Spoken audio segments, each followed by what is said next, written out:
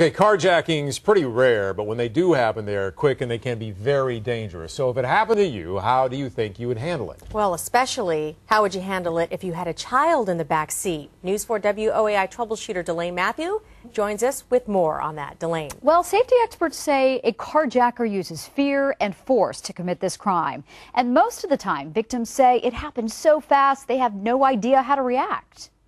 It can be one of the scariest experiences of anyone's life. Someone sticking a gun in your face, demanding your car. The guy approached my door, opened it, and he had a gun. But it's how you react seconds later. And told me to get down on the ground right here on my stomach. That safety experts say can determine how safely you get out of it.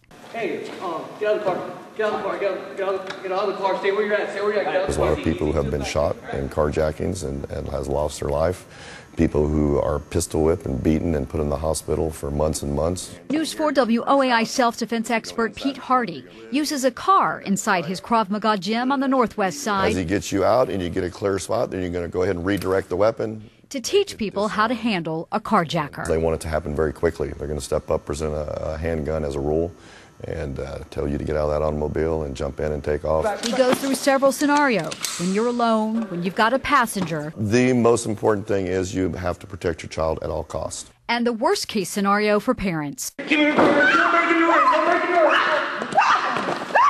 When a child is in the back seat. When they step up on that car, things are happening very quickly. There's a lot of screaming, yelling going on, gun presented to the driver's side, telling you to get out. And by the time we can get to there's a child in the back seat issue, they're already exited and gone.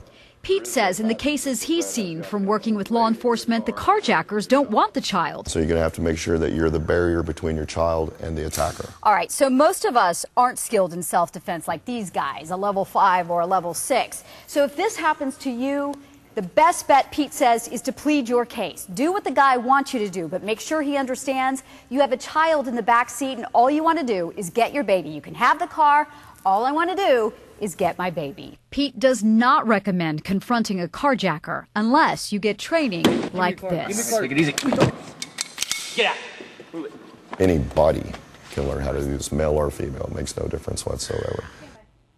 Wow. Well, it takes a lot of practice to get to the level like you saw in the piece. So again, our self-defense expert does not recommend fighting someone with a gun if you have not yet been trained.